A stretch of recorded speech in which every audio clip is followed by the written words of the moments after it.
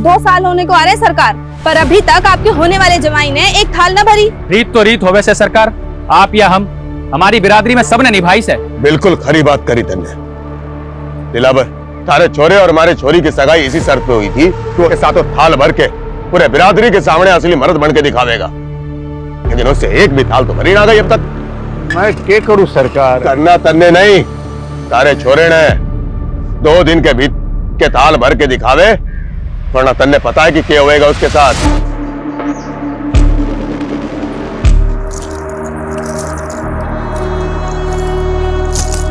जिंदगी में कुछ कर गुजरने वाले ना इतना ज्यादा नहीं सोचते। अगर मेरी सोच तुम्हारे लिए मायने नहीं रखती है, इससे अच्छा है कि हम अपने रास्ते बदल लेते हैं। क्या? मैंने तेरा 2 साल इंतजार किया और तुम मुझसे कह रहा हम अपने रास्ते बदल ले? जो काम पिछले 2 साल में नहीं कर पाया, वो 2 दिन में कर लूंगा। करना पड़ेगा, क्योंकि मैं तेरे बिना नहीं जी सकती। और अगर कोई दूसरा रास्ता होता। दूसरा रास्ता है, लेकिन तुम उस रास्ते पे चलना ही नहीं चाहती। मैं अपने पापा की मर्जी के आगे मजबूर हूँ। और मैं अपने उसूलों के आगे मजबूर हूँ। इससे अच्छा है कि तुम मुझे भूल जाओ।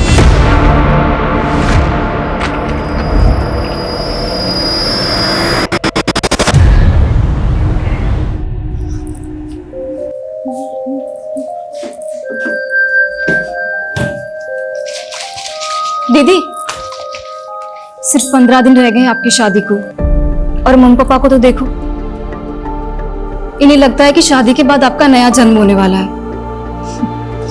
और तुझे क्या लगता है? मुझे डर लग रहा है। मैं तो मम्मी पापा के आइडल डॉटर नहीं बन पाई, और आपकी किस्मत पता नहीं आपके साथ क्या खेल खेलने वाली है। चिंता मत कर, सब अच्छा होगा। और तुझे भी कुछ नहीं होने दूंगी मैं, ठीक है? जग गई तू? हाँ मम्मी, साइकिलिंग के लिए जा रही हूँ। अच्छा सुन ना, हाँ, घर जरा जल्दी आ जाना, 11 बजे तक हमें जयपुर निकलना है। और तुझे पता है तेरी शादी का लहंगा रेडी हो चुका है, और बाकी की जो शादी की शॉपिंग बची है ना, आज जयपुर में कर लेंगे। ठीक है, पर आप एक काम करो, आप मेघा को ले जाओ। हम दोनों की चॉइस सेम है। मुझे नहीं जाना मम्मी, प्लीज। हाँ मेघा? हाँ दीदी। हाँ तो ठीक है ना भाई, तुम और मेघा जयपुर चले जाओ। आज मैं और वर्षा शांति से चेस का मैच खेलेंगे, ठीक है ना? चलो मैं चलती हूँ। ये क्या कर रहा है तू?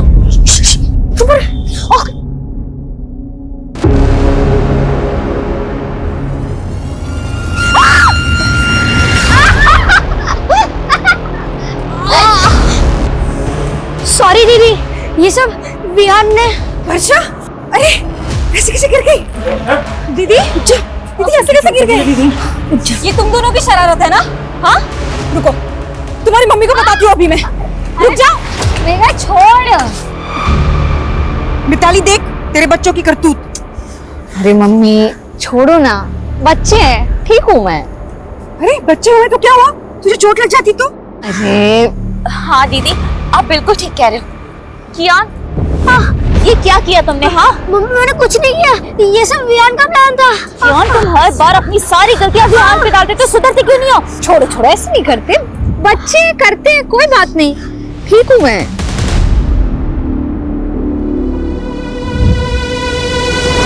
अरे चैंपियन, क्या हुआ? मैंने तुम्हें सेव कर लिया था ना, तब भी गुस्सा हो? वर्षा दीदी, मैं आपसे गुस्सा नहीं, ये सब विहान की और स्मार्टनेस है। और मम्मी विहान की हर मिस्टेक पे मुझे डांटती है। बोला था ना आपको, सौतेली माँ सौतेली ही होती है। अरे नहीं कियान, ऐसे नहीं बोलते। पर मैं हूँ ना। पर आप तो शादी करके अपने हस्बैंड के पास चली जाओगे, क्या आप मुझे अपने साथ नहीं ले जा सकती हो? अगर पॉसिबल होता ना तो जरूर ले जाती, लेकिन तू जानता नहीं है अभी मैं कितनी दूर जाने वाली हूँ। पर आपका फ्यूज तो थोड़ा ही दूर रहता है। तू नहीं समझेगा अभी कि मैं कहाँ जाने वाली हूँ।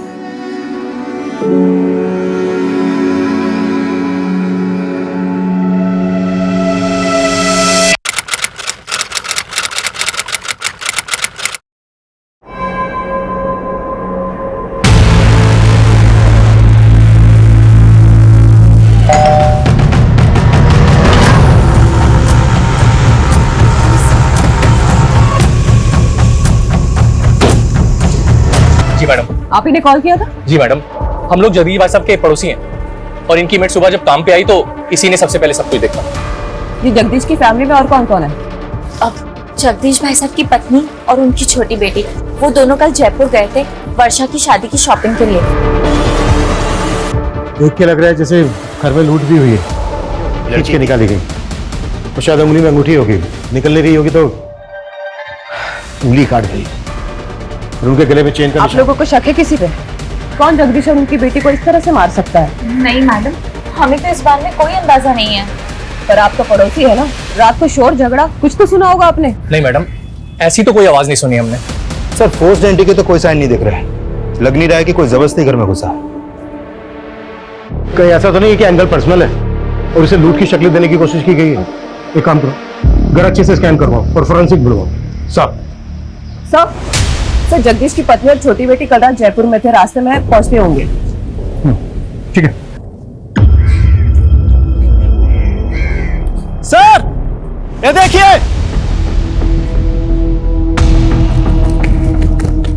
सर बच्चों के खेलने वाला वॉकी टॉकी मिला है, खून के निशान है इस पर।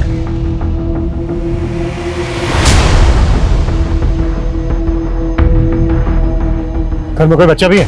नहीं सर, ऐसा तो कुछ पता नहीं चला।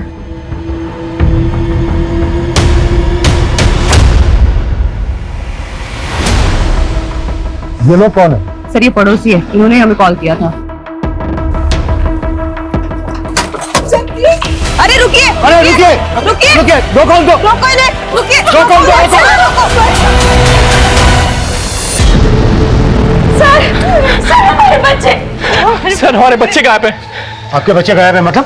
सर हमारा बड़ा बेटा कियान और छोटा बेटा विवान दोनों घर पे नहीं है। एक मिनट, अभी तो आप दोनों यहीं पे थे, तब तो आपने कुछ बताया नहीं था, और अभी अचानक से आपके बच्चे भी गायब हो गए? सर वो वॉकी टॉकी हमारे बच्चों का है सर, उसको जैसे ही देखा कुछ समझ नहीं आया तो उन्हें देखने घर चले गए सर, लेकिन वो घर पे नहीं है सर। एक मिनट, वॉकी टॉकी आपके बच्चों का तो यहाँ कैसे है? सर यही समझ नहीं आ रहा है सर, सुबह सुबह ही हम दोनों यहाँ आ गए थे, हमें लगा बच्चे अपने कमरे में सो रहे होंगे, लेकिन वो घर पे नहीं है सर। हमें कुछ समझ में नहीं आ रहा सर, आप हमारे बच्चे ढूंढ के दीजिए। सूरज, एक बार फिर घर अच्छे से चेक करो, क्विक। सर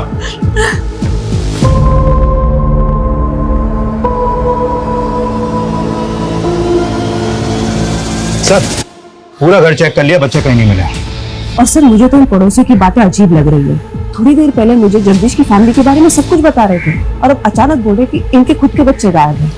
सर कहीं ये लोग ड्रामा तो नहीं कर रहे? मतलब क्राइम सीन पर बच्चों के वॉकी टॉकी देखते इनको अचानक से अपने बच्चों की याद आ गई। ये लोग ड्रामा कर रहे हैं, तो हमें पता करना होगा इनका और इनके बच्चों का इन मर्डर से क्या लेना था। आप लोगों को शक है किसी को? कुछ समझ में नहीं आ रहा, पता नहीं ये सब कुछ कैसे हो गया। आपके जो ये पड़ोसी हैं जो अभी भी गए, कैसे लोग हैं? आपको इन पर कोई शक वगैरह? ये लोग, आप ऐसा क्यों पूछ रहे हैं? ये इत्तेफाक हमें काफी अजीब लग रहा है कि आपके पति और आपकी बेटी का मर्डर हुआ और उनके साथ ही इनके दोनों बच्चे गायब भी हो गए। उन दोनों बच्चों का आपके घर आना जाना था क्या? हाँ, वर्षा दीदी को वो काफी पसंद थे। आपकी वर्षा और जगदीश के साथ आखिरी बार बात कब हुई? रात को 9, साढ़े 9 बजे उनसे बात हुई थी, तब तो सब कुछ ठीक था। पता नहीं रात में क्या हो गया। मैडम यही कियान और वियान का रूम है, रात को दोनों यहीं सोए थे। आपने रात में आखिरी बार कब देखा था बच्चों को?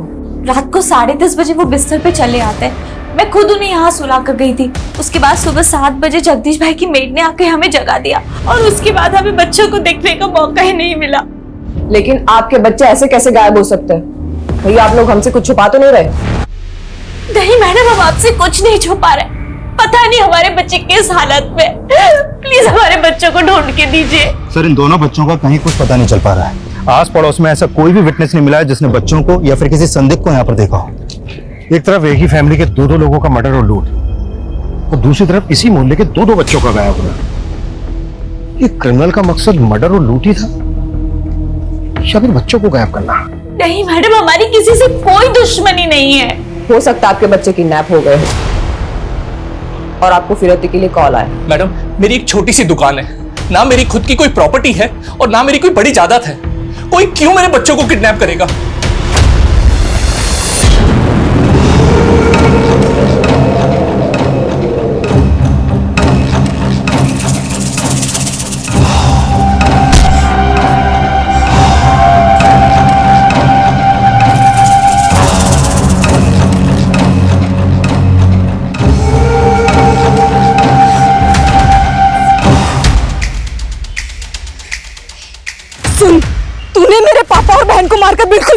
किया है, बहुत सह लिया मैंने तुझे, बहुत।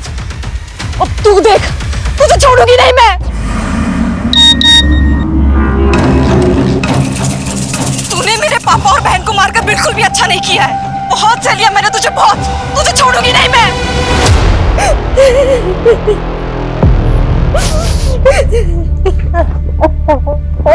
वियान, देखो मैं तुम दोनों के लिए क्या लाया हूँ। वाह पापा, वियान बहुत बुरा है। पता है ये कैसे प्रैंक करने की बात करता था? अरे चुप चुप, बोलना अरे लड़ो मत।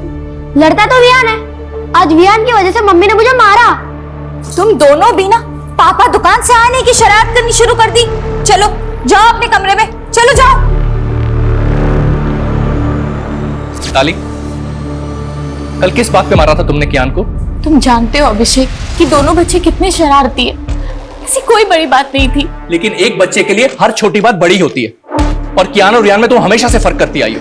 बस करो अभिषेक, मेरे बच्चे गायब है, उनके बारे में पता करने के बजाय तुम मुझसे ऐसे फालतू सवाल किए जा रहे हो। मेरा दिल जानता है कि मैंने कियान को अपने सगा बेटा माना है हमेशा। सर मैंने कियान और वियान के पेरेंट्स के फोन सर्विलेंस पे डाल तो दिए, लेकिन सर लग नहीं रहा ये किडनैपिंग का मामला है। और दोनों फैमिली किसी पे शक भी नहीं जता रही है। सर एक बात है, ये कियान और वियान सगे भाई नहीं थे। बड़ा बेटा कियान अभिषेक की पहली बीवी से था और अभिषेक ने मिताली से दूसरी शादी की है। हाँ, लेकिन इस सब का इन केसेस से क्या लेना देना? सर ये अभिषेक बहुत मामूली सी दुकान चलाता है और उसने वो भी गिरवी रखी है। वही वर्षा की फैमिली बहुत रिच है और वर्षा की शादी की वजह से उनके घर में गहने, पैसे, जेवर काफी थे और ये बात अभिषेक की फैमिली को अच्छे से पता थी। तो तुम्हारे कहने का मतलब यह है कि अभिषेक और मिताली ने लूट के इरादे से इतना बड़ा कांड किया और उन पे किसी को शक ना हो इस वजह से अपने बच्चों के गायब होने की कहानी बना रहे हैं। सर इस एंगल में इन्वेस्टिगेशन करके देखना तो चाहिए। सर जब हम घर सर्च कर रहे थे तो वर्षा के मेडिकल पेपर्स मिले हैं, काफी सरप्राइजिंग है। वर्षा को लीवर कैंसर था। वर्षा को लीवर कैंसर था? हाँ सर, और ये बात मैंने उसके डॉक्टर से भी कंफर्म की। सर ऐसे केसेस में मरीज का बचना थोड़ा मुश्किल होता है। हाँ, वर्षा को कैंसर था। हम पूरी कोशिश करके उसे बचाना चाहते थे। हमें क्या मालूम था किस्मत उसे इतनी बुरी मौत देगी। ये वर्षा को कैंसर होने वाली बात आप लोगों को कब पता चली? वर्षा के रिश्ते से पहले या रिश्ते के बाद? डॉक्टर को जरूर कोई गलतफहमी हुई है। वर्षा की उम्र ही क्या है, उसको कैंसर कैसे हो सकता है? यही सच है उदिता, डॉक्टर की बातें सुन के तो मैं खुद डर गया हूं।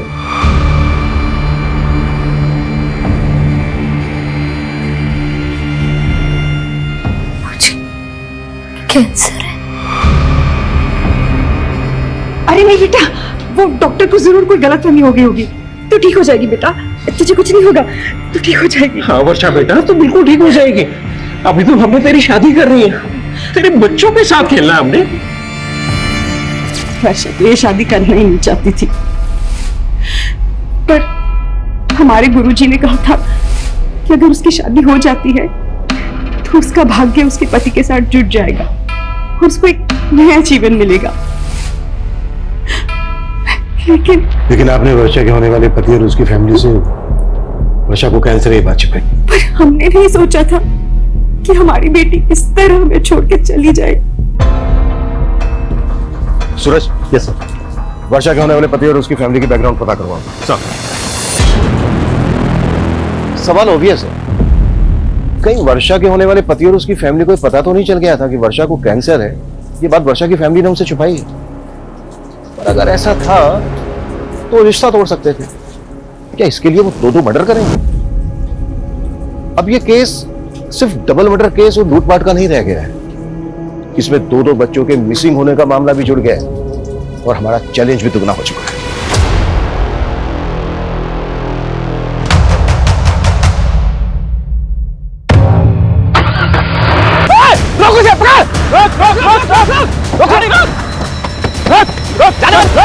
निकल बाहर।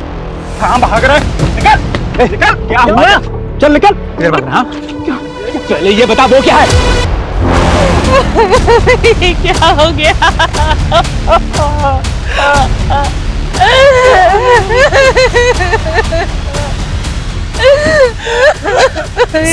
ये देखिए।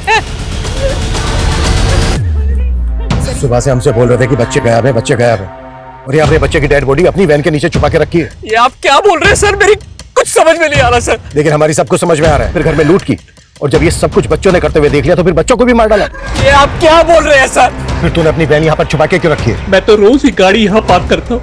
जिसने भी मेरे बच्चे को मारा होगा जानबूझकर मेरी ही गाड़ी के नीचे बॉडी छिपा दी होगी। अब तेरी पोल खुल गई तो तू कहानी बना रहा है। उसकी जीन्स में तो था मेरे एक बच्चे की लाश पड़ी है, मेरे दूसरे बच्चे का आता पता नहीं है, और अब हमें ही सुनाए जा रहे हैं। अब हमारे बच्चे को क्यों मारेंगे? क्यों मारेंगे?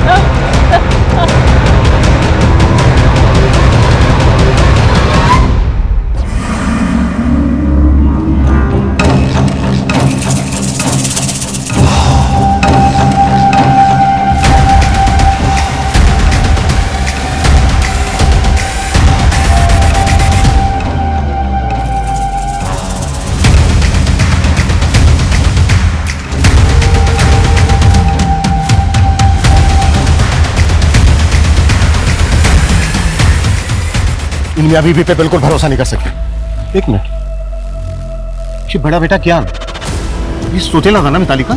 हाँ सर, सौतेले बेटे की लाश मिली है और सगे बेटे का कुछ पता ही नहीं चल रहा। तो पता करो।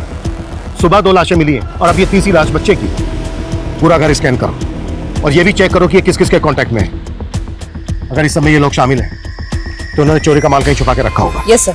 सर, अभी अभी थाने से यादव का कॉल आया था। वर्षा का फोन अभी भी एक्टिव है, और जब यादव ने वर्षा के नंबर पे कॉल किया तो उसका फोन उसकी छोटी बहन ने उठाया। मतलब वर्षा का फोन मेघा के पास है। What? तुम जयपुर गई थी ना मेघा? जी। तो फिर वर्षा का मोबाइल फोन तुम्हारे पास कैसे आया? सर आप गलत समझ रहे हैं। मैं जब जयपुर गई थी तब मैंने खुद ने ही वर्षा दीदी से उनका फोन मांगा था। क्यों? सर मुझे वर्षा दीदी के फोन का कैमरा पसंद था और फोन पूरी रात मेरे पास ही था।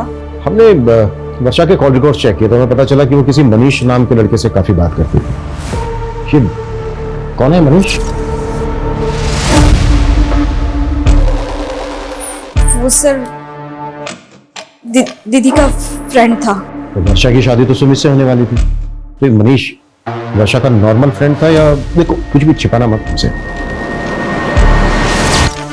दीदी दीदी ये क्या सुन रही हूँ मैं? आपको लड़की वाले देखने आ रहे हैं? मम्मी पापा को मना नहीं कर पाई। मना नहीं कर पाई मतलब? आप तो मनीष को प्यार करती है ना? हाँ, तुमने मम्मी पापा को बताया कि तुम मनीष के साथ शादी करना चाहती हो? बताया ना? बोलो ना। देखा, मैं ना मनीष से शादी करना चाहती हूँ ना किसी और से, पर मैं क्या करूँ? मम्मी पापा का दिल नहीं दुखाना चाहती जाने से पहले। जाने से पहले मतलब? मुझे तो यकीन ही नहीं हुआ कि दीदी को कैंसर है। सर, दीदी मनीष को झूठी होप्स नहीं देना चाहती थी, इसलिए दीदी ने मनीष के साथ ब्रेकअप कर लिया। मनीष को पता था कि वर्षा को कैंसर था? नहीं, और दीदी ने मुझसे प्रॉमिस लिया था कि मैं मनीष को कुछ भी ना बताऊं। तो फिर वर्षा मनीष के साथ इतनी बातें क्यों करती थी?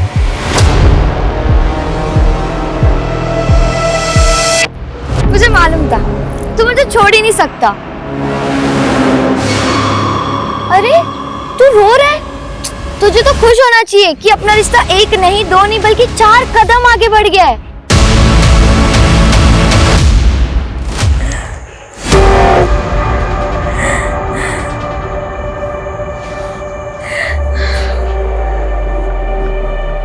अभिषेक जी, आपका फोन दिखाइए। फोन में आपको क्या देखना है मैडम? आपका फोन दीजिए प्लीज। ये लीजिए। मेरी तो समझ में नहीं आ रहा मैडम कि मेरे छोटे बच्चे को ढूंढने की बजाय आप लोग मेरे घर में और मेरे फोन में क्या ढूंढ रहे हैं? ये लीजिए, और हमें बिना बताए कहीं जाएगा मत।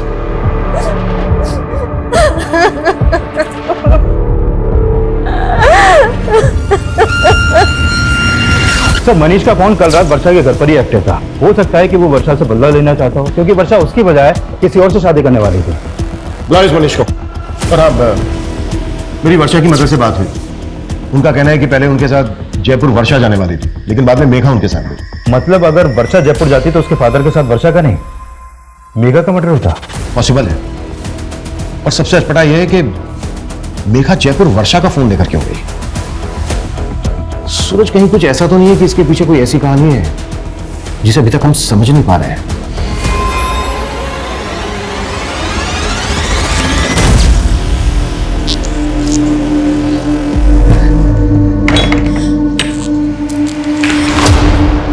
कहाँ से आ रही है तू इतनी रात को?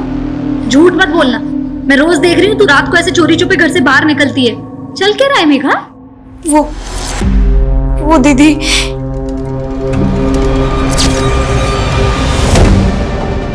मुझे माफ करना दीदी।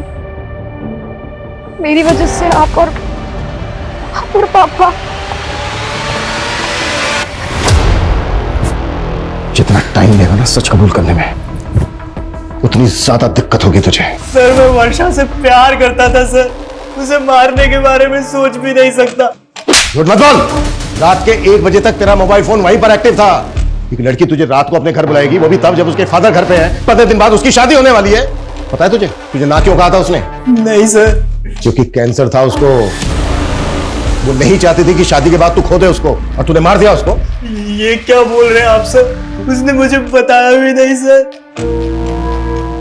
उसे कैंसर था।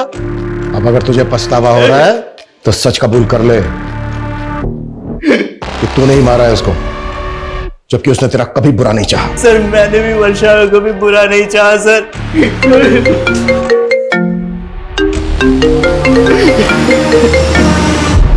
हाँ सूरज। सर टोंक रोड के पास दूसरे बच्चे की लाश मिली है। सर विहान की लाश देख के लग रहा है कि इसका मर्डर भी कल रात को हुआ है, लेकिन सर विहान की लाश वर्षा और चांद के घर से करीब 1 किलोमीटर दूर टोंक रोड पे मिली है। तो हो सकता है कि इसका मर्डर कहीं और किया गया हो और फिर बॉडी को यहाँ पे लाके डंप कर दिया गया। एक बच्चे की लाश मिली है अभिषेक की वैन के नीचे। अगर अभिषेक को ये सब कुछ करना होता तो वो दोनों बच्चों की लाशें डंप करता। सवाल ये भी है कि दोनों बच्चों के मदर्स का जब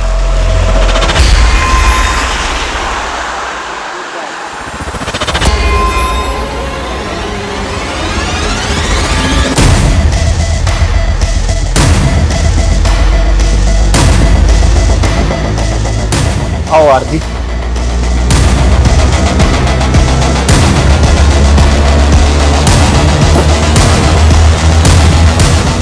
कल मैं पहले वर्षा से उसके घर पे नहीं मिला था। वर्षा के फादर के सो जाने के बाद वो घर से निकली थी और फिर कल रात हम 11 बजे हाईवे के पास मिले थे। हाईवे के पास? जी सर। क्या? तुमने मुझे ना कहने की वजह नहीं बताई, लेकिन आज इतनी रात को यहाँ मिलने की क्या वजह है? कहीं ऐसा तो नहीं तुम मेरे साथ भागना चाहती हो? तो अभी भी सपनों में ही है मनीष। सपने दिखाए भी तो तुमने थे और तोड़ भी तुमने दिया। हेलो, हाँ मैं हाईवे के पास आ गई हूँ, पैसे लेकर आ जाओ। इतनी रात को किसके पैसे देने हैं? आखिर चल क्या रहा वर्षा? एक लड़का मेघा को ब्लैकमेल कर रहा है। क्या? पिछले 3 महीने से मेघा उसके चंगुल में फंसी हुई है। मुझे तुम्हारी हेल्प चाहिए मनीष। हेल्प तो हमें पुलिस की लेनी चाहिए ना, और तुम इतनी रात को अपनी लाइफ रिस्क में डाल के यहाँ पे आ गई। मैं पुलिस के पास नहीं जा सकती। क्यों? उस लड़के के पास मेघा के कुछ कॉम्प्रोमाइजिंग वीडियोस हैं। वो जब यहाँ आएगा ना तो हमें उससे ना फाइनल बात करनी है, सब कुछ सेटल करना होगा ताकि वो बार बार मेघा को परेशान ना करे और उसके वीडियोस हमेशा के लिए डिलीट कर दे। Please Manish, please. फिर थोड़ी देर बाद वहाँ एक गाड़ी आकर रुकी। शायद से वो लड़का उसी में था, लेकिन वर्षा को मेरे साथ देखकर वो वहाँ से चला गया। ये लड़का कौन है जो मेघा को ब्लैकमेल कर रहा है? मेघा का कोई दोस्त है सर। मेघा ने उसके बारे में मुझे नहीं बताया। तो मेघा को ये पता है कि तू कल रात को मिला था वर्षा से? हाँ सर, लेकिन हाईवे के पास से मैंने वर्षा को उसके घर पे ड्रॉप कर दिया था। उसके बाद वर्षा और उसके फादर को किसने मारा मुझे कुछ नहीं पता सर। मर्डर सिर्फ वर्षा और उसके फादर का ही नहीं हुआ है, बल्कि वर्षा के पड़ोस के 2 बच्चों का भी मर्डर हुआ है। बच्चे? एक मिनट सर, जब मैंने वर्षा को ड्रॉप किया था तब मैंने कुछ देखा था।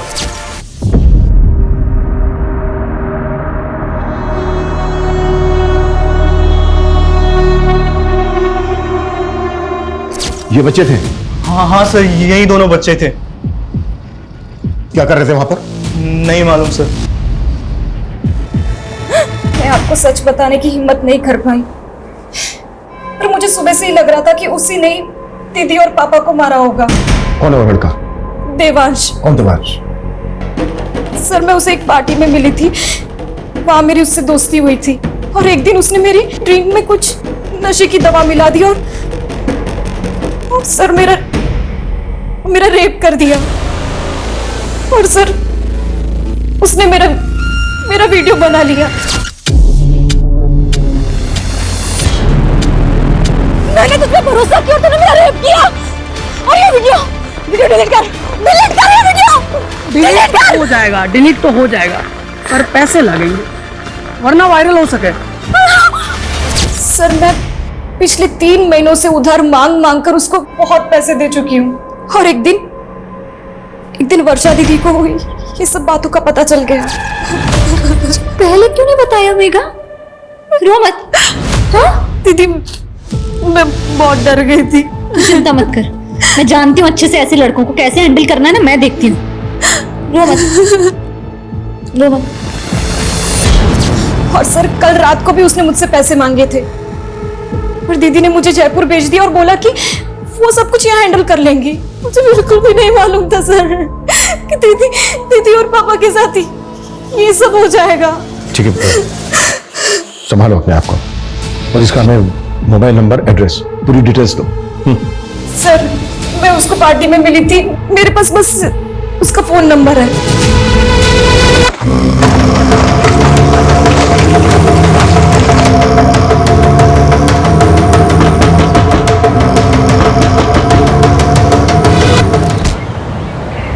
सर देवांश का नंबर आदर्श नगर के एड्रेस पर रजिस्टर्ड है, लेकिन उसका घर भी बंद है और उसका फोन भी।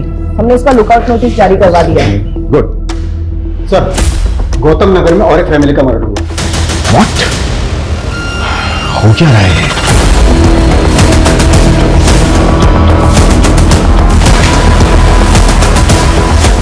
आइए। तो ये पड़ोसी ने बताया कि इनके ज्यादातर रिश्तेदार आउट ऑफ कंट्री हैं और ये गुलशन भी किसी गल्फ कंट्री में काम करता था। अभी कुछ दिन पहले ये यहाँ आया था। मॉडस ऑफ ऑपरेंडी बिल्कुल एक जैसी है। जिस तरह से वर्षा और उसके फादर को मारा गया, उनके घर में लूट की गई। लगातार 2 रातों में 2 क्राइम्स, वो भी एक ही तरह से।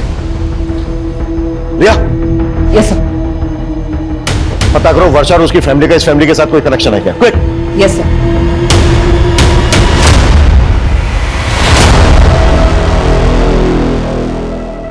सब क्या आप पुराने गहने खरीदते हो? हाँ, कैसे गहने? सोने के? दिखाओ।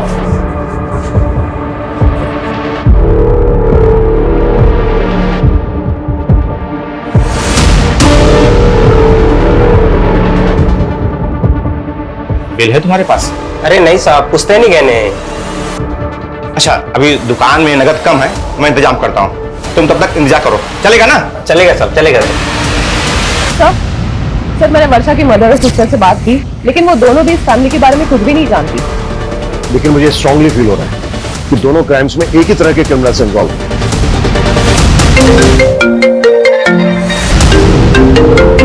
हाँ बोलो सर, गणेशपुरा में एक आदमी एक ज्वेलरी शॉप पे कुछ गहने बेचने आया था। दुकानदार को उस पर शक हुआ तो उसने हमें फोन किया था। हमने उस आदमी को अरेस्ट किया है। गुड।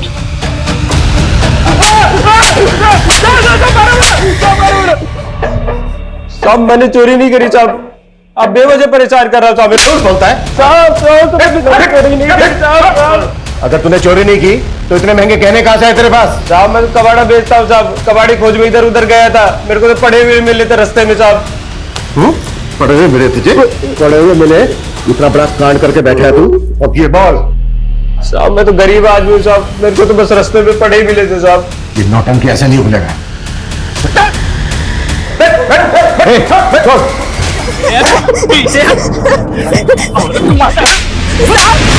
साहब ये मुझे रोज मारता पीटता है साहब, इसे जेल में डाल दो। जेल में?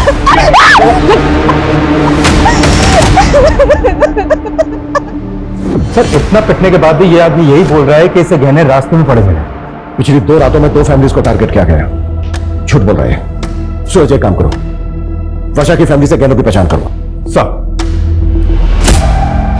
साहब छोड़ दो ना साहब, साहब अपनी मारो अपने बेमिनी को, साहब छोड़ दो ना साहब, छोड़ दो साहब, साहब साहब छोड़ दो ना साहब, साहब छोड़ दो ना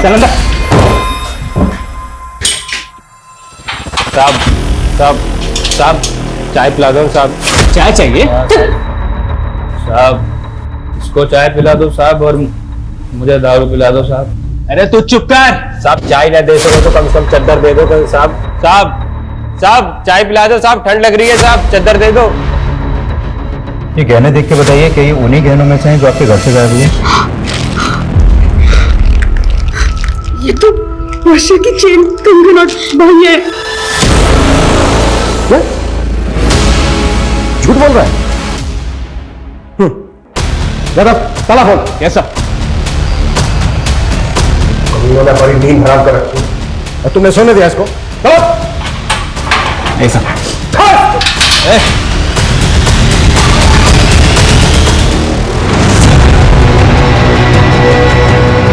कैसे हुआ ये? क्या खिलाया इसको? मुंह से झाग निकल रहा है इसके, जहर कहां से है इसके पास? सर जहर के बारे में मुझे नहीं पता, बल्कि सर ये चाय मांग रहा था, हमने चाय भी नहीं दिया। सर ये बोल रहा था कि इसे ठंड लग रही है। सर ठंड से मचाएगा ज्यादा, वो भी इस मौसम में? एग्जैक्टली क्या हुआ था? सर मैंने लॉकअप के अंदर एक शराबी को बंद किया था। सर वो शराब पीकर अपनी बीवी को बाजार में मार रहा था। थोड़ी देर पहले उसकी बीवी आई थी यहाँ पर, अभी अपने पति को अंदर करने के लिए बोल रही थी और अब उसे अब छुड़ाने भी आ गई। अब आगे हूँ साहब, अब जैसा भी है हमारा मर्द है, कम से कम खाने को तो देता है। साहब छोड़ दो इसको, मैं अपनी शिकायत वापस लेती हूँ। साहब छोड़ दो ना साहब, साहब अब नहीं मारूंगा कभी अपनी बींदड़ी को साहब। गुस्सा देखेगी उसको? कब आई थी, कितनी देर पहले? सर तकरीबन 15-20 मिनट पहले। 15-20 मिनट पहले? ज्यादा दूर, मुझे बाहर का सीसीटीवी फुटेज दिखाओ। वेट ओके साहब, जल्दी। एक मिनट पीछे करो, पीछे करो। बस 20 मिनट हुए। इन दोनों की फोटो सभी बीट चौकी और पेट्रोलिंग टीम को भेजो, कैसे भी करके अंदर चाहिए मुझे। वो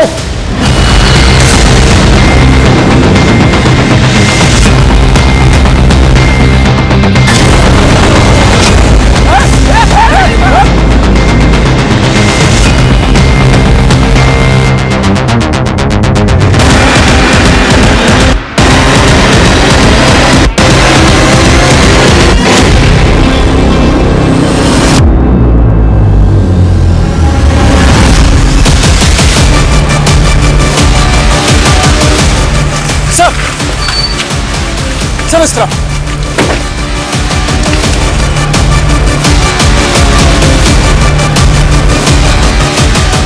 संजय उधर चेक कर। चल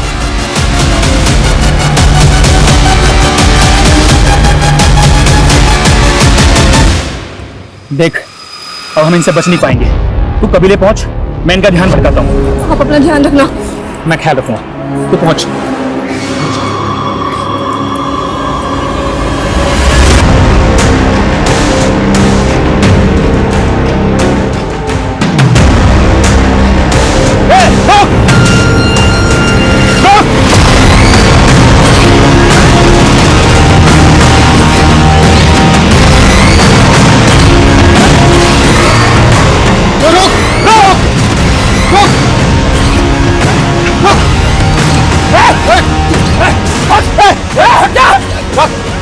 चल गोली मार दूंगा मैं तुझे।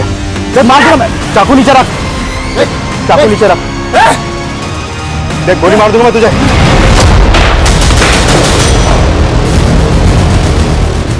हमारी लापरवाही की वजह से इतने अहम गवाह ने हमारी कस्टडी में जान दे दी, दूसरी ने जीभ काट ली। कर क्या रहे थे तुम लोग? सो रहे थे सबके साथ।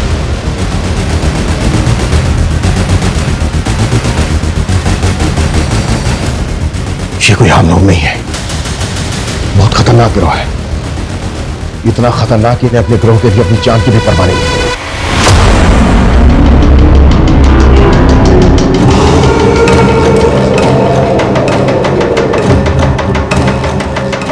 सूरज पता करो फिलहाल अपने एरिया में कौन कौन से गैंग एक्टिव है।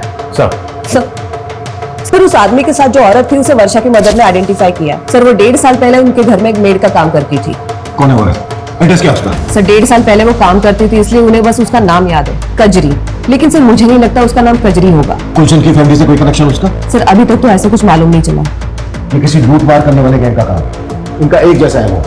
इस गैंग की कोई औरत या आदमी लोगों के घरों में काम करते हैं, उस परिवार की सारी जानकारी इकट्ठा करते हैं और फिर उसे लूट के लिए टारगेट करते हैं। सर एक बात मुझे समझ में नहीं आ रही है, ये कजरी ने 1.5 साल पहले काम करना बंद कर दिया था, फिर अचानक से मतलब सरप्राइजिंग नहीं है कि 1.5 साल बाद इन्होंने वर्षा की फैमिली को टारगेट किया। सूरज इन सवालों का जवाब ढूंढने का टाइम नहीं है फिलहाल हमारे पास। हमें जल्द से जल्द ये पता लगाना होगा कि ये लोग किस गैंग से ताल्लुक रखते हैं पिछली 2 रातों में इन्होंने 2 फैमिली को टारगेट किया है। हो सकता है आज रात ही किसी तीसरी फैमिली को टारगेट करें। उससे पहले हमें इन्हें रोकना होगा। Clear sir? क्या पता नहीं चला? सर कांस्टेबल यादव का अभी तक कुछ पता नहीं चला।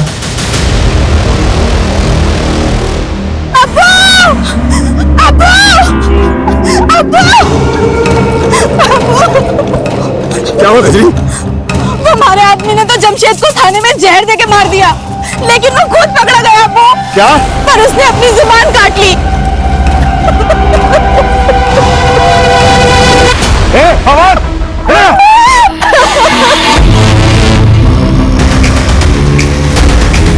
सुना तुमने?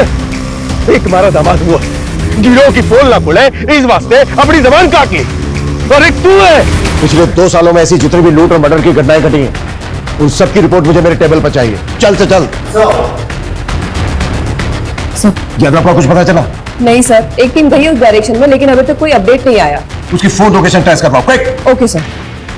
सर दोनों विक्टिम को लाठियों से पीटा गया था और दोनों के ही सर के घाव पर लकड़ियों के टुकड़ों के ट्रेसेस मिले और उसके ऊपर मस्टर्ड ऑयल थे। Mustard oil? हाँ सर, मैंने ऐसे गैंग के बारे में सुना है जो बॉडी पर मस्टर्ड ऑयल लगाकर लूट और मर्डर्स की घटनाओं को अंजाम पहुंचाता है। इस गैंग के लोग बॉडी पर मस्टर्ड ऑयल इसलिए लगाते थे ताकि इन्हें कोई पकड़ने की कोशिश करे तो ग्रिप ना करे। पिछले साल भरतपुर में इस गैंग के लोगों ने कई घटनाओं को अंजाम पहुंचाया, लेकिन सर इससे पहले तो अपने एरिया में ऐसी कोई वारदात नहीं हुई।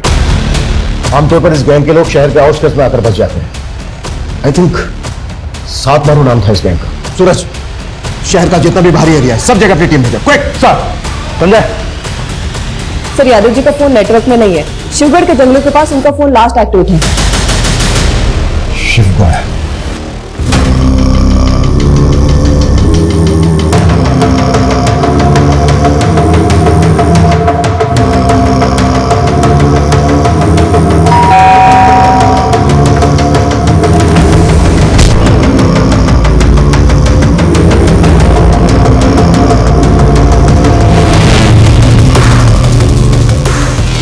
मार दिए तन्ने, 7वां थारे सामने खड़ा है।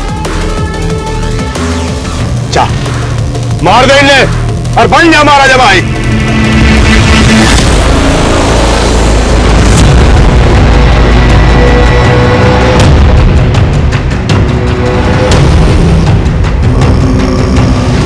मार फवाद, इसको मार।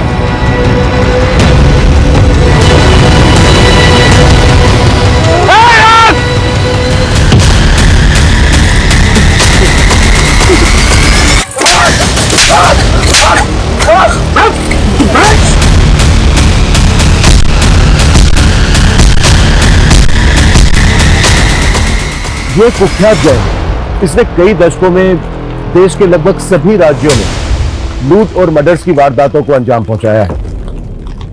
ये इस गैंग के समुदाय का एक छोटा सा टुकड़ा है जिसको हमने गिरफ्तार किया है। इस गैंग से जुड़े लोग आज भी हमारे शहरों में खुलेआम घूम रहे हैं।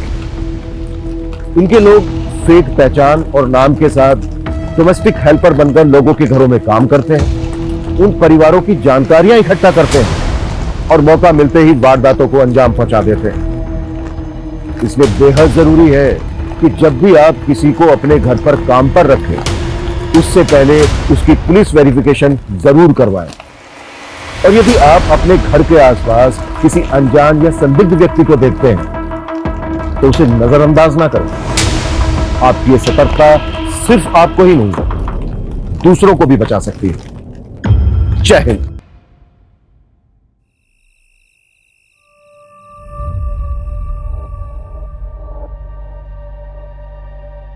कितना टाइट है ये, कभी निकालने की जरूरत पड़ गई ना तो निकलेगा भी नहीं है। अरे क्या जरूरत है निकालने की, तुम्हारे पैरों की पायल की तरह इसे भी रहने तो हमेशा भी अपने पास।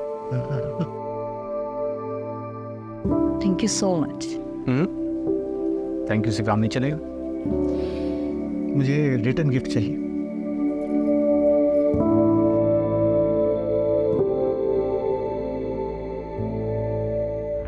एक मिनट, मैं अभी आया।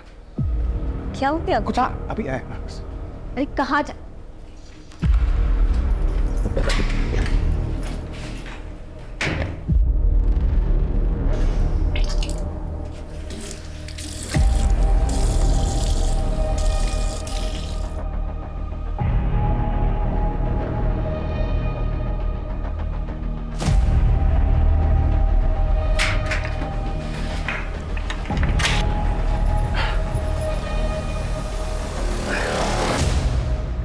ये क्या खाते रहते हो आप? ओ मैम, मैं वो माउथ फ्रेशनर। Mouth freshener.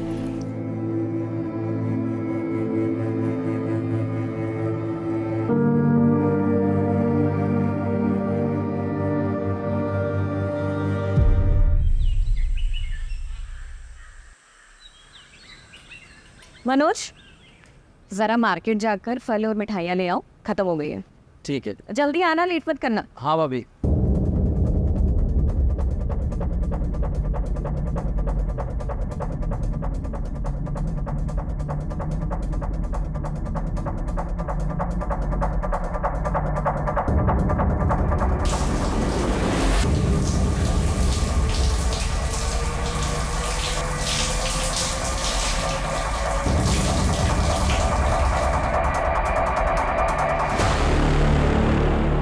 क्या गजब का शरीर पाई रे तुम्हारे पास की।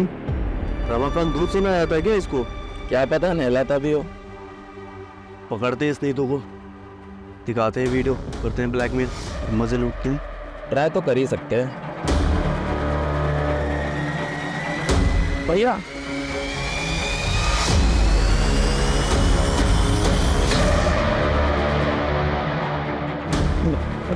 अंकल भैया, भैया सुनिए तो, मैं खाता नमक खिलाया और तुम मेरे से नमक खावे की। अगर आप ऐसा करेंगे तो आप जेल चले जाएंगे। चलेगा फिर क्या होगा मेरा और हमारे इस होने वाले बच्चे का? आपके होते हुए ये लोग मेरे साथ ये सब कर रहे हैं। आप नहीं होंगे तो ये मेरे साथ पता नहीं क्या क्या करेंगे। और इस बच्चे, क्या ये सच है? मैं बाप बनने वाला हूँ।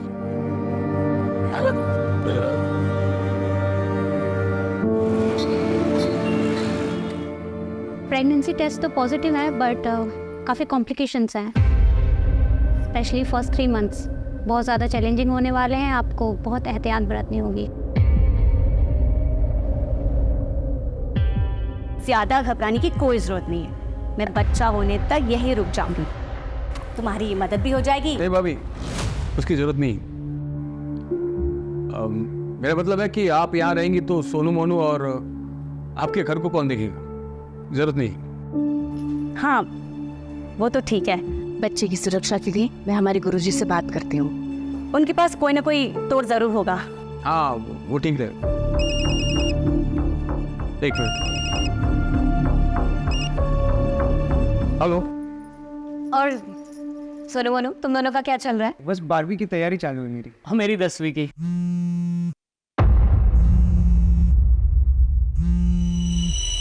अब अच्छी बात है, पढ़ाई ही चलनी चाहिए। अब दीदी आप लोग रुकिएगा, मैं बस थोड़ी देर में आती हूँ ना। हाँ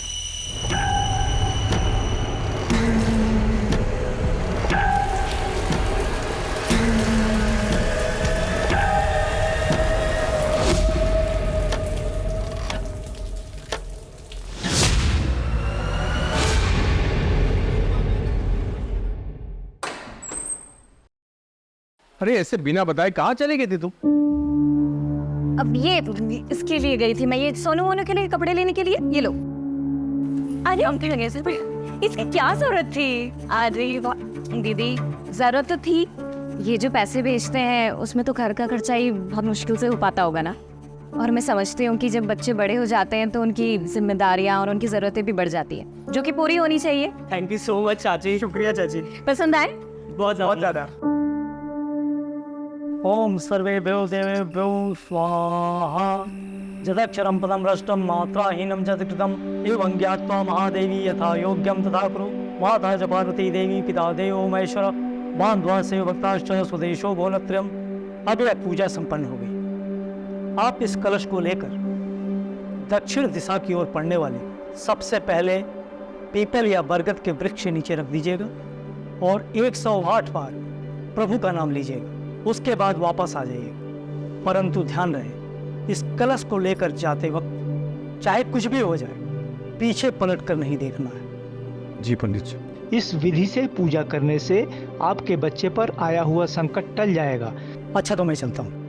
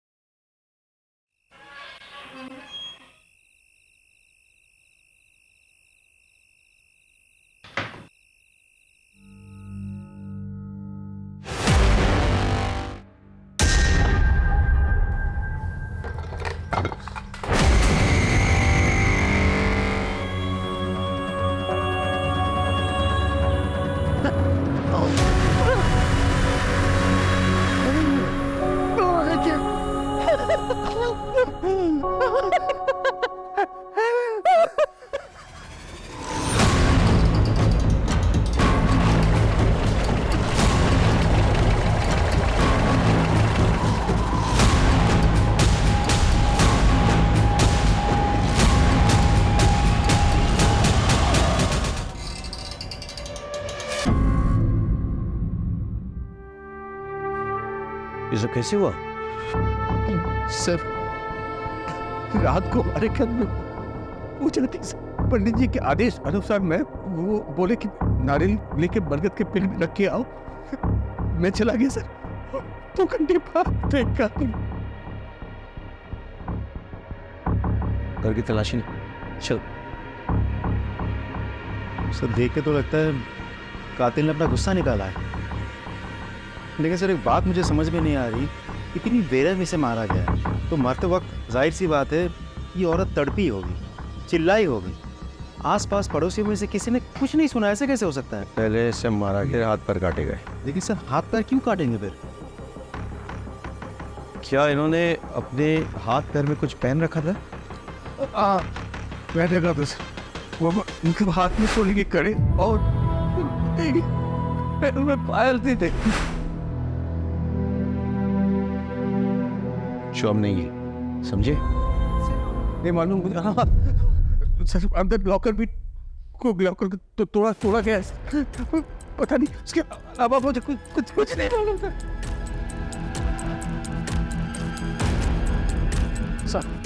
सर दरवाजे पर कोई भी फोर्स्ड एंट्री के निशान नहीं है सर। एक काम करो, पूरे घर की तलाशी लो, मर्डर वेपन ढूंढो, आसपास के इलाके हमको छान मारो, पूछताछ करो, फॉरेंसिक को खबर दो और लाश का पोस्टमार्टम होना चाहिए। हाँ बस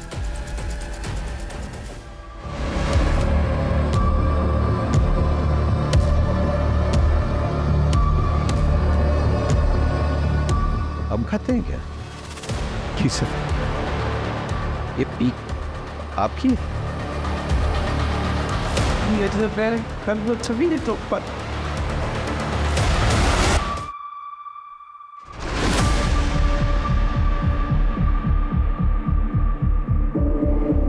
सर ये पक्का रमाकांत का नौकर मनोज और उसका दोस्त सुरेश का काम है सर।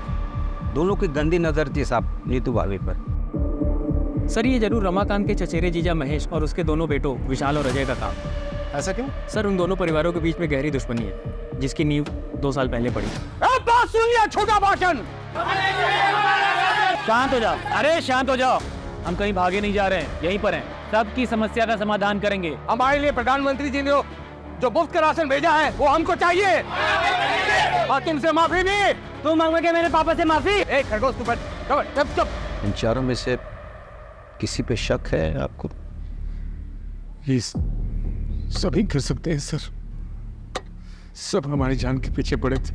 लगभग 4 महीने पहले जब मैं और मेरी पत्नी फिल्म देखकर लौट रहे थे तब भी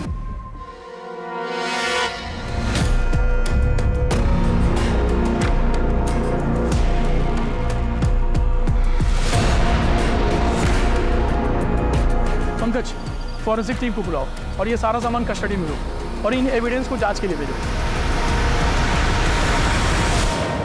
सर जो चाकू हमें मिला है वो रमाकांत के घर का ही है सर। रमाकांत ने खुद कंफर्म किया है और साथ ही सर वही मर्डर वेपन भी है, क्योंकि उस चाकू पर जो ब्लड के ट्रेसेस मिले हैं वो नीतू के ब्लड सैंपल से मैच करते हैं, लेकिन सर उस चाकू पर कोई भी फिंगरप्रिंट्स नहीं है। कातिल मर्डर वेपन साथ नहीं लाया, इसका मतलब मर्डर करने के इरादे से नहीं आया था, लेकिन मर्डर करनी पड़ी। और फिंगरप्रिंट्स ना मिलने का एक बड़ा कारण यह हो सकता है कि ग्लव्स या कपड़े का इस्तेमाल किया गया हो गन को पकड़ने के लिए। यूटू का जो हाल किया गया है वो किसी एक आदमी का काम तो नहीं हो सकता है। सर मुझे भी ऐसा लग रहा है कि ये 2 आदमी का काम हो सकता है, क्योंकि सर गार्बेज में जो जले हुए कपड़े मिले थे वो 2 आदमी के ही थे। किस तरह के कपड़े? सर जीन्स और शर्ट मिले थे और सर उनको इतनी बुरी तरीके से जलाने की कोशिश की गई थी कि फॉरेंसिक टीम को भी कुछ भी नहीं मिला सर उसमें। इलाके का सीसीटीवी फुटेज चेक किया? हाँ सर, आसपास अच्छे से चेक किया, लेकिन यहाँ दूर दूर तक कहीं सीसीटीवी नहीं है सर।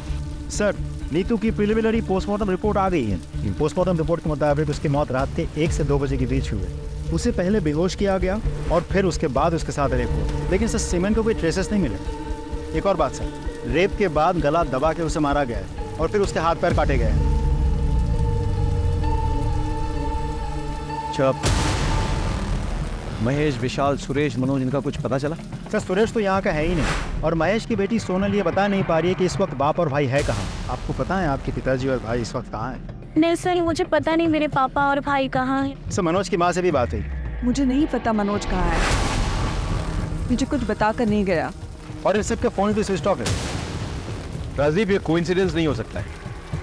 एक काम करो, शहर के तमाम एंट्री एग्जिट पॉइंट्स तोड़ने का चेक करो, वहाँ के तमाम सीसीटीवी फुटेज कलेक्ट करो।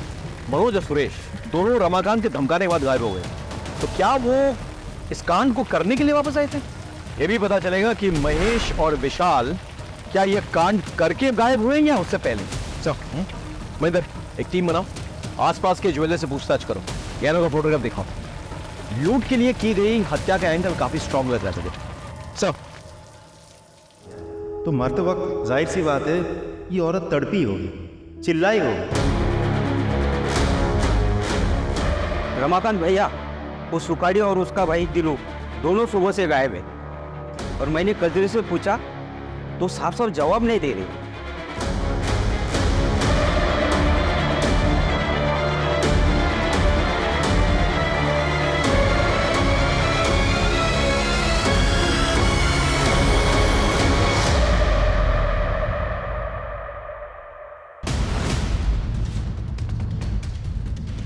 दिनो इधर है, दिनो दिनो दिनो किधर है? इधर इधर आ।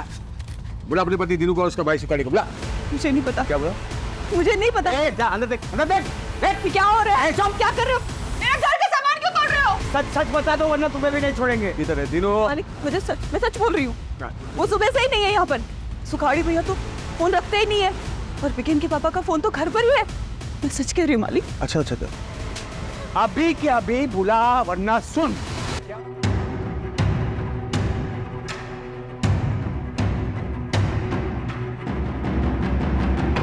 जी सर, हमने कजरी से पूछताछ कर ली है। हाँ सर, और सुखाड़ी और उसके भाई दिनू का भी पता कर रहे हैं। अरे अरे क्या हुआ? गाड़ी क्यों रोक दी? क्या हुआ? आप लोगों ने पकड़ लिया मेरी नीतू के हथियारों को? हाँ? रमाकांत शांत हो जाओ, गाड़ी में आके बैठो, हम घर तक छोड़ देते हैं। हम कोशिश कर तो रहे हैं। क्या खास कोशिश कर रहे हैं आप लोग? 15 घंटे से ऊपर हो गए मेरी बीवी को पकड़े हुए। आप लोगों को पता भी है किन लोगों ने किया, लेकिन अब तक आप लोगों में उन लोगों में किसी को भी नहीं पकड़ पाए। क्यों होगा? हम बहुत जल्दी आपके बीवी के हथियारों को पकड़ेंगे, लेकिन उसके लिए हमें थोड़ा वक्त चाहिए। कितना वक्त चाहिए आपको? हाँ? वक्त वक्त वक्त, हाँ ठीक है, वक्त दूंगा मैं। तब आप छक मार के पकड़ना होगा आपको मेरी बीवी के हथियारों को।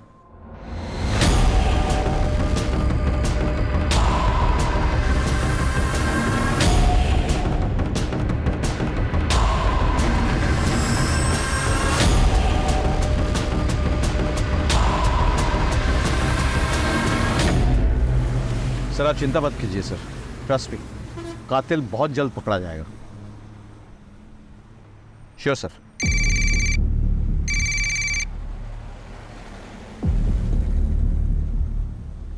ये क्या है? गाड़ी रुको, गाड़ी रुको, गाड़ी रुको। कौन हो तुम? क्यों बंधन बना रखा है लोगों को? वही जिसकी बीवी के कातिलों को पकड़ने के लिए तुम लोगों को वक्त चाहिए। दिया मैंने वक्त, 48 घंटे है तुम लोगों के पास।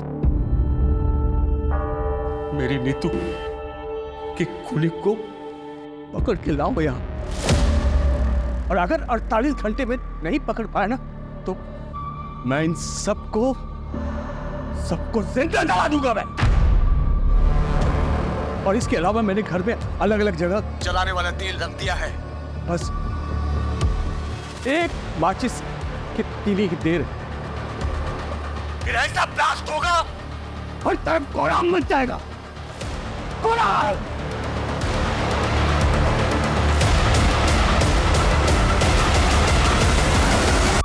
सर रमाकांत के घर के आसपास और भी बहुत सारे घर हैं। अगर रमाकांत के घर में आग लग गई या ब्लास्ट हो गया तो आसपास के सारे घरों में आग लग जाएगी। नहीं नहीं, हम ऐसा नहीं होने देंगे। कोई ना कोई रास्ता निकलेगा कोशिश को छुड़ाने का। चलो।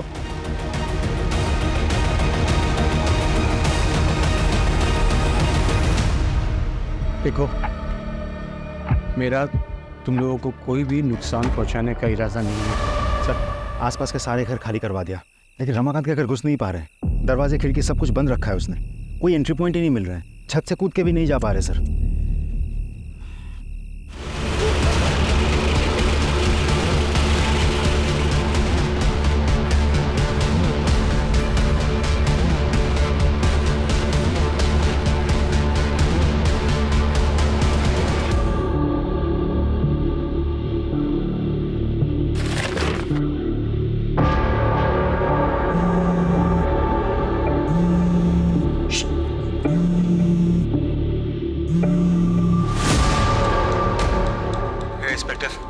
तुझे क्या लगता है मुझे पता नहीं है कि तुम लोग मेरे घर के आसपास आ गए हो? हाँ? नहीं नहीं नहीं, ये झूठ है। हम ऐसा कुछ नहीं कर रहे। मैं वार्न कर रहा हूं तुम्हें। मैं भी तुम लोगों को वार्न कर रहा हूँ कि अपनी कदम पीछे हटा दो और घर के आसपास भी मत दिखना, वरना मैं सच में ब्लास्ट कर दूंगा और तुम लाशें गिनते रहना। ठीक है, हम ऐसे करेंगे। मैं वादा करता हूँ तुम हॉस्टेज को टच मत करो। सर एक काम करें, इसे घर के पीछे के रास्ते से 1-2 आदमी चुपके से ले जाना। बिल्कुल नहीं, बिल्कुल नहीं। ये सरफिरा है, दिमाग घूम गया इसका, कुछ भी कर सकता है। हमारे पास एक ही ऑप्शन है, कातिल को निकालना। समझे कि नहीं? चलो सर। कजरी, इसको बुखार है? हाँ दीदी, वो बीमार है आजकल। मुझे ना लग ही रहा था कि कुछ तो गड़बड़ है। तो 2 दिन से काम पे आई नहीं, तूने इसको किसी डॉक्टर को दिखाया? हाँ दीदी, दवाई की दुकान से दवाई लाके दिया है। सुन, ये ले पैसे और इसको किसी अच्छे डॉक्टर को दिखा और अच्छी दवाइयां लेना, ठीक है?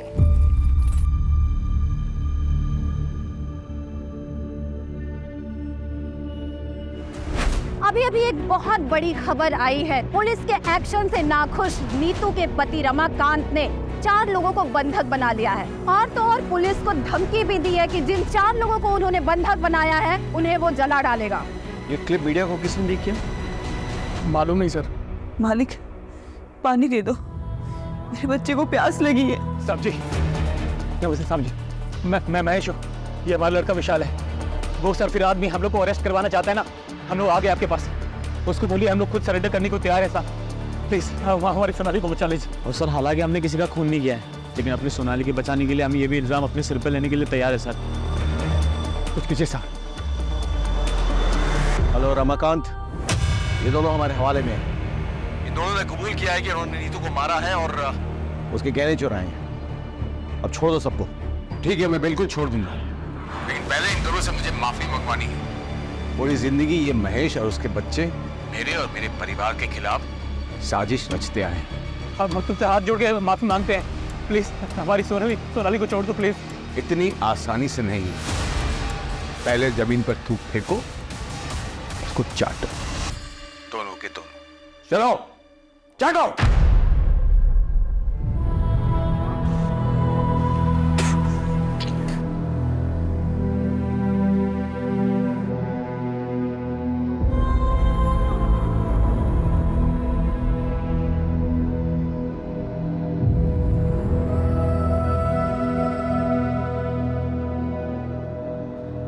रमाकांत, बहुत हो गया, अब छोड़ दो सबको। मेरे बीवी के वो सोने के कड़े मुझे दिखा दे एक बार, सबूत के तौर पर कि इन दोनों ने मेरी बीवी को मारा है और गहने चुराए। बस दिखा दे। गहने? हाँ, नहीं है ना, मतलब ये दोनों मेरी बीवी के कातिल नहीं है। मेरा टाइम खराब करना बंद करो और असली कातिल को मेरे सामने ढूंढ कर लाओ, वरना इन सबको मैं सचमुच जिंदा जला दूंगा।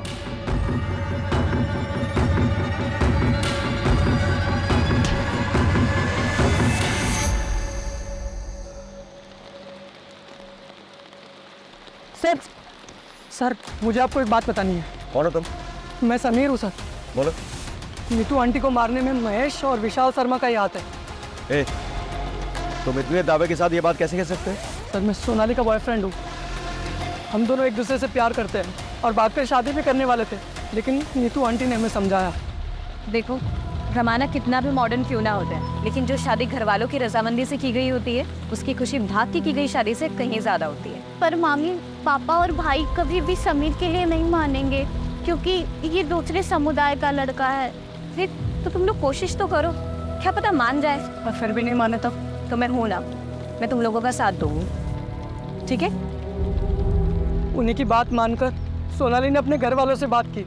तब से आपके बोलने की वजह से मैंने पापा और भाई को समीर के बारे में बताया। देखो उसका अंजाम क्या हुआ है। मैं समीर के अलावा किसी और से शादी नहीं करूंगी, और ऐसी कोई नौबत आती है तो इस घर से मेरी डोली नहीं, मेरी अर्थी उठेगी। नहीं नहीं नहीं सोनाली, ऐसा कुछ भी नहीं होगा, ठीक है? मैं हूं ना। सो मुझे मेरा प्यार कब मिलेगा? मिल जाएगा, सही समय तो आने दे। और अगर ऐसे बेचैन होगे तो सब कुछ खराब भी हो सकता है। उन्होंने ना सिर्फ सोनाली को आज तक घर में बंद किया है, बल्कि नीतू आंटी को मारने की साजिश भी कर रहे थे वो। तो अब तक कहाँ थे तुम? सर मैं इंदौर था, मुझे जैसे ही इस मामले का पता चला मैं यहाँ भागा दौड़ा है।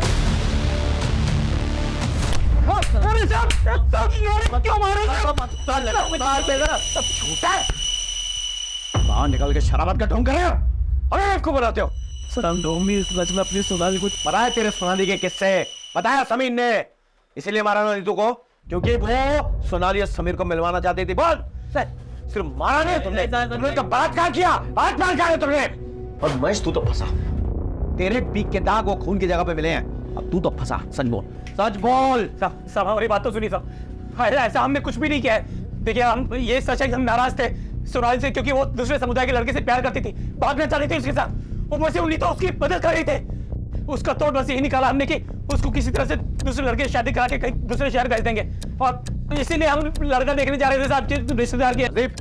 ऐसे नहीं मारेंगे, कुटाई करो उनकी और डीएनए सैंपल निकालो दोनों का।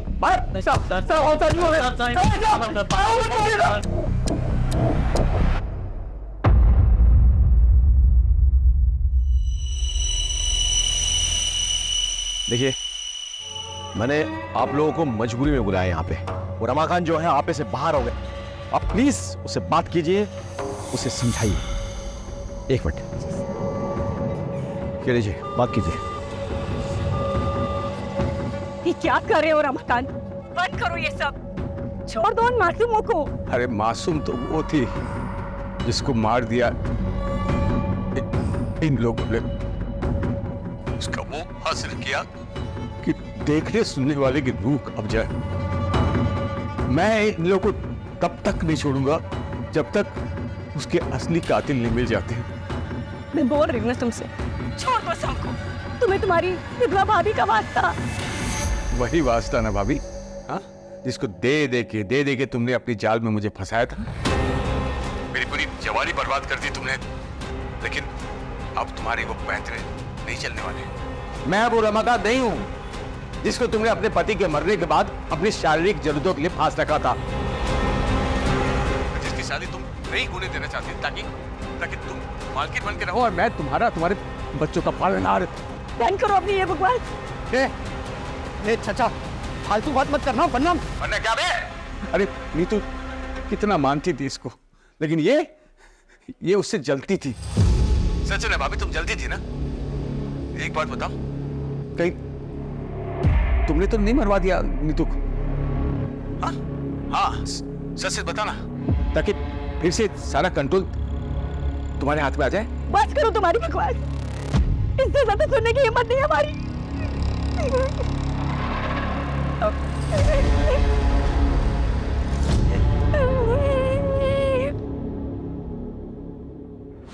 मुझे तो रमाकांत की बात सुन के अब इन पे भी शक हो रहा है। राजीव, जानते हो हमारी मजबूरी क्या है? हम हर किसी को गुनहगार की तरह देखते हैं, हर किसी पे शक करते हैं।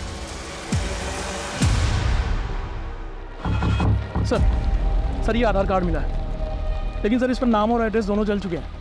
अरे तो नंबर तो है ना, नंबर से डिटेल्स पता करो। Right sir, come on. Sir Suresh की गाड़ी ने अभी अभी चकिया टोल नाका क्रॉस किया है। फास्टैग से हमें लोकेशन मिली है। फैंटास्टिक। लोकल पोजीशन में खबर करो, इन्फॉर्मेशन शेयर करो, तुरंत अरेस्ट करवाओ। Right sir, come on.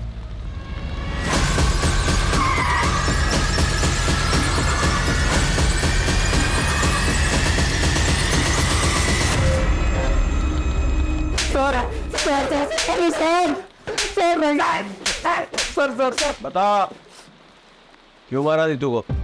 Sir हमने नहीं मारा है सर हम लोग यहाँ पर थे ही नहीं, तो मारेंगे कैसे? वो तो तुम्हारी साजिश थी, प्लान था। यहाँ से गायब हो जाओ, फिर वापस आके कत्ल करो, और किसी को विश्वास ही नहीं हो गए तुम लोग यहाँ पे। और इसी वजह से एक बार फोन टूट जाने के बाद दोबारा तुम लोगों ने फोन नहीं खरीदा था। सर ये सब कहानियां बना रहे हो आप लोग। कहानियां तो तुम बना रहे हो।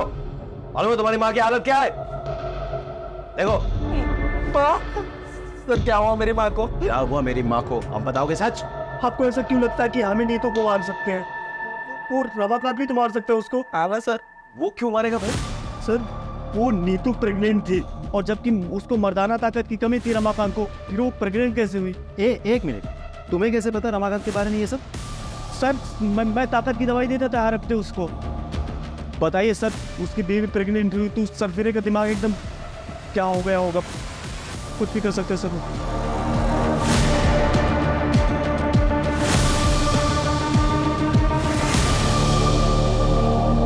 सुरेश और मनोज ने रमाकांत पे जो इल्जाम लगाया है, आपको क्या लगता है इस बात पे कितनी सच्चाई है?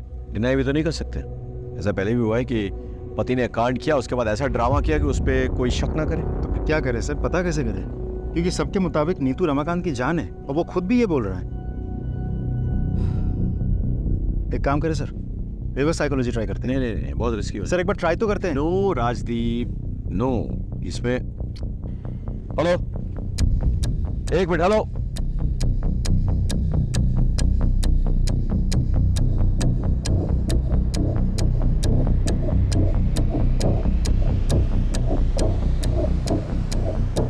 रमाकांत, बहुत खेल खेल लिया तुमने हम सबके साथ, और सबको रिहा करो। देखो रमाकांत, हमें तुम्हारा राज पता चल गया है। सच्चाई तो यह है कि तुम इस काबिल ही नहीं हो कि अपना बच्चा खुद पैदा कर सको। इसीलिए जब नीतू प्रेग्नेंट हुई थी, तुम्हारा दिमाग खराब हो गया था। गुस्से में आके तुमने पहले नीतू का रेप किया, उसे मारा, और फिर उसे हाथ पैर काट दिए, और अब पत्नी के प्रेम में नाटक रच रहे ताकि तुम पे शक ना जाए।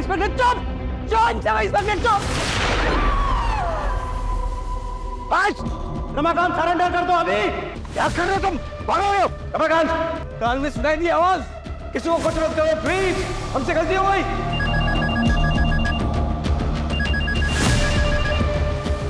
नहीं रमाकांत, ऐसा कुछ मत करो रमाकांत। अब ऐसा कुछ नहीं होगा। मुझे क्या बोल रहा था रे? कचरी को बाहर आने दो, या फिर हम में से कोई अंदर जाए उसके मेडिकल ट्रीटमेंट के लिए। नहीं, यहाँ में कोई आएगा नहीं, यहाँ से कोई जाएगा। अरे वो खून दे के मर जाएगी वो। तो बचाओ ना इसको बचाओ, बस बाकी सबको बचाओ। लेकिन इससे पहले असली कातिल को ढूंढो जिसने मेरी नीतू का कत्ल किया है। ढूंढो। बोले माँ, क्या था तुमको? ये बेवकूफी करने की क्या जरूरत थी? I'm sorry सर, और कोई ऑप्शन नहीं था।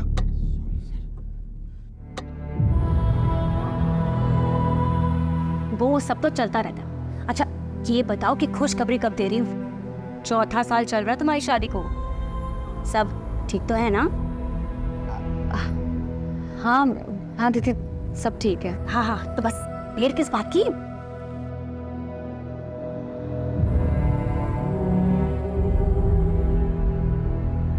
सर जो जला हुआ आधार कार्ड हमें मिला था वो दीनू का है, और उस पर एड्रेस झबुआ गांव का प्रिंटेड है। फौरन जाओ वहाँ, पूछताछ करो और पता करो इन दोनों भाइयों के बारे में। Right sir.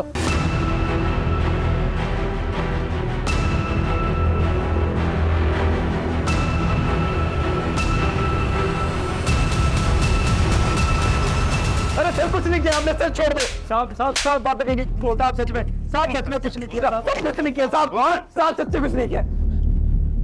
और सच में नीतू को कत्ल नहीं किया है, और गहने भी नहीं चुराया है। अच्छा, तो फिर नीतू के गहने तुम्हारे पास कैसे पहुंचे? ये मैंने चुराया नहीं है सर जी, वो नीतू ने खुद ही दे दिए थे सर। भैया इसे बेच के अपनी गांव की जमीन छुड़ा लो, और ये चोरी चकारी बाकी जितने भी गलत काम है ये सब छोड़ दो। खेती करो और ईमानदारी की जिंदगी जियो, इसमें बहुत सुकून मिलेगा आपको। झूठ बोल रहे हो, और यहाँ बैठ के जब तुम झूठ बोल रहे हो ना, कजरी और बीगन वहां तड़प रहे हैं। तड़प रहे हैं सब? मतलब आप? मतलब ये कि रमाकांत पकड़ा गया है अपनी बीवी की मौत से। एक काम कीजिए साहब, ये गुनाह हम दोनों अपने सर पर लेने के लिए ना मंजूर है सर। अब रमाकांत को फोन कीजिए साहब प्लीज।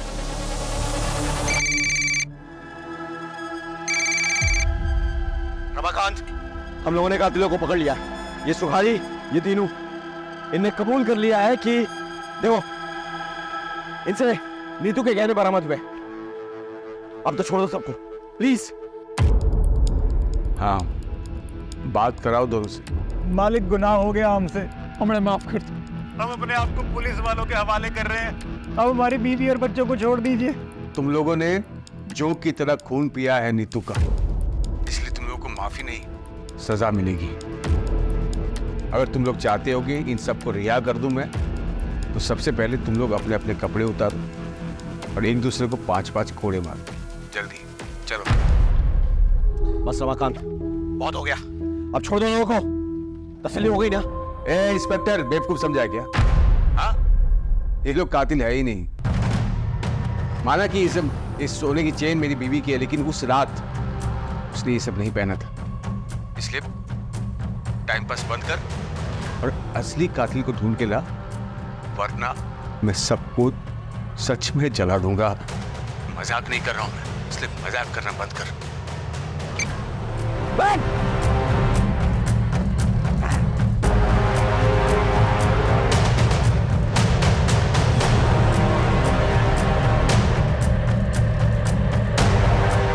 रजीब सर, इन दोनों का भी डीएनए चेक करवाओ। ये सभी लोग हमारे संदेह के घेरे में हैं, लेकिन किसी के खिलाफ कोई ठोस सबूत नहीं मिल रहा है। अब शुरुआत से शुरू करनी होगी। अगर मर्डर वेपन तो मिल गया, लेकिन इस पे कोई फिंगरप्रिंट्स नहीं मिले। जो कपड़े जलाए जा रहे थे वो जीन्स थे, और उनसे हमें यह सुराग मिलता है कि एक नहीं 2 लोग इन्वॉल्व थे, लेकिन जीन्स जले हुए थे, और इसलिए फॉरेंसिक कोई निष्कर्ष नहीं निकाल पाई। जीन्स के ये जो बटन है ना, इससे लगता है कि काफी महंगे ब्रांड के जीन्स थे। अब इतने महंगे ब्रांड के जीन्स यहाँ कौन पहनता होगा? सर, आसपास के मार्केट में पता करो कि ऐसे ब्रांडेड जीन्स कौन रखता है। शायद वहां से कोई क्लू मिल जाए। अब लेट्स गो।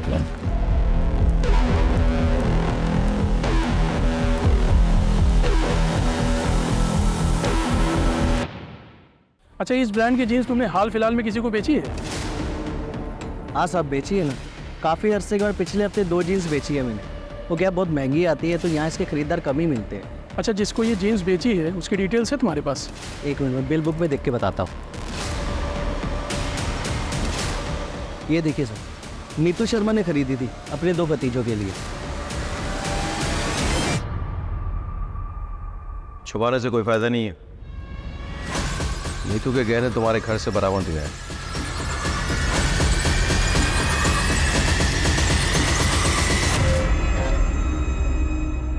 हमें यह भी पता चल गया है कि जो जीन्स तुम लोगों ने जलाई वो नीतू ने ही तुम्हें गिफ्ट दिए थे। उसमें खून के धब्बे लग गए थे, इसलिए तुम्हें उसे डिस्ट्रॉय करना पड़ा। बहुत जल्द तुम लोगों के स्पिट सैंपल्स क्राइम सीन से मैच होकर पहुंच जाएंगे। उसका इंतजार करोगे या खुद ही सब कुछ बोल डालोगे? क्यों, क्या ये सब? रमाकांत को सबक सिखाने के लिए। दरअसल जब हमें पता चला कि हमारा कमीना चाचा हमारी परवरिश करने के लिए हमारी माँ के साथ, तब से हमें उस शैतान से नफरत हो गई। चाचा के होने वाले बच्चे की पूजा के बारे में पता चला, तो हमने प्लान बनाया। और हम ये भी जानते थे कि चाचा के घर से पीपल का पेड़ 10-12 किलोमीटर दूर है, और चाचा को उसे ढूंढने में कम से कम 2 घंटे लगेंगे। इतने में हम अपना काम पूरा करके वहाँ से भाग जाएंगे। और जैसे ही वो निकला,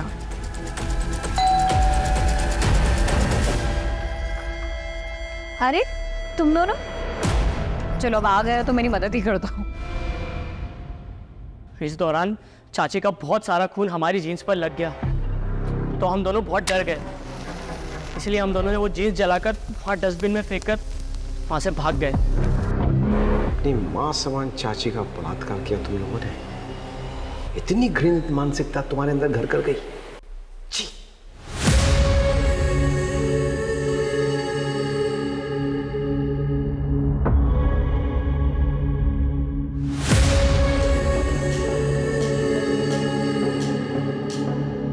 केस उन केसेस में से एक है जो मुझे हमेशा याद रहेगा।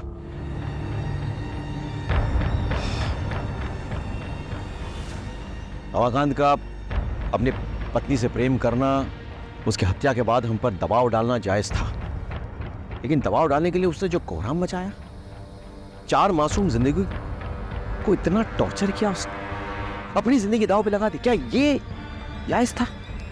नहीं।